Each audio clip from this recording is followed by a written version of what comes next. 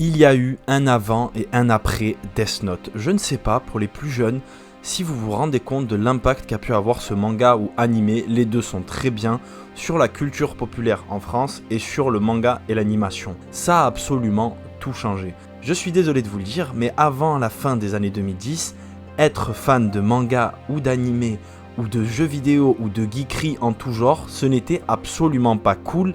Bien au contraire, il y avait plein de clichés sur les geeks et sur les otaku. Ils n'avaient absolument pas la cote. Si vous disiez à une fille que vous kiffiez les mangas, vous étiez considéré comme un gamin, comme un enfant.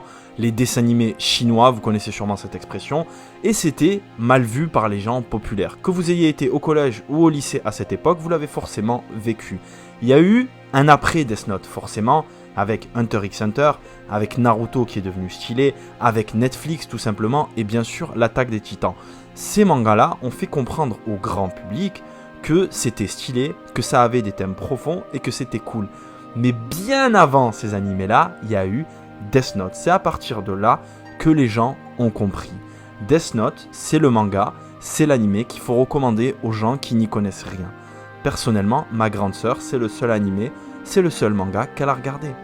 Death Note, ça traite de thèmes tellement profonds, de thèmes tellement matures, que n'importe quelle personne qui n'est pas forcément initiée va kiffer. Death Note, c'est un bijou qui traite de la justice, qui traite de la philosophie, qui traite de la religion. Le personnage de Kira, le personnage de L, Light Yagami, c'est une des évolutions de personnages les mieux foutues de toute l'histoire de l'écriture.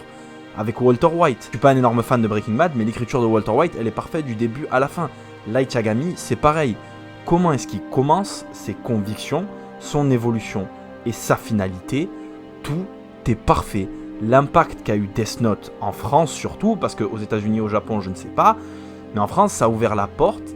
Les gens, les adultes, les non-initiés, ont tous lu ou regardé Death Note. Et je vous jure que ça a totalement changé la méta. Il y a eu une période extrêmement difficile pour ces gens-là, que ce soit des années 70, 80, 90, avec ce qui a été Goldorak, ce qui ont été les Gundam, etc., ou même Dragon Ball Z, c'était quand même mal vu.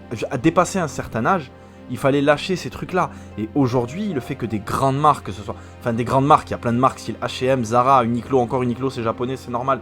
Mais il y a tellement de collabs, il y a tellement de rappeurs, il y a tellement de films, il y a tellement de gens qui font référence au manga comme un truc stylé. Alors oui, aujourd'hui, c'est stylé.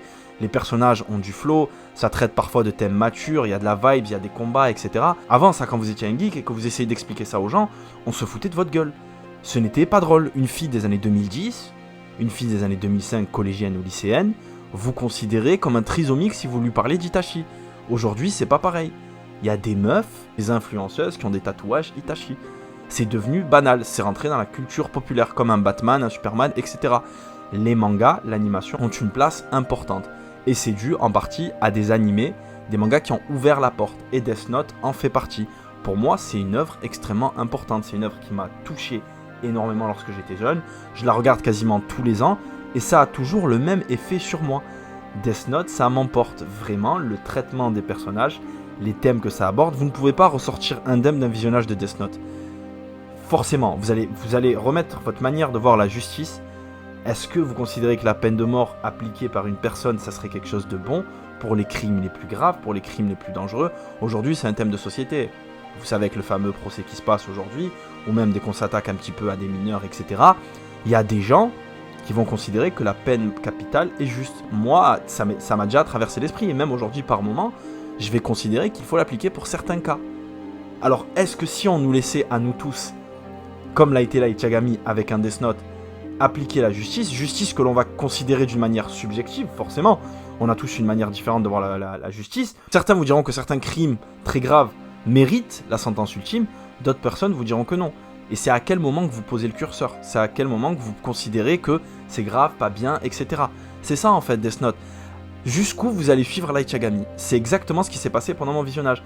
À quel moment vous vous dites « Ah, il abuse, il faut s'arrêter à ce moment-là ».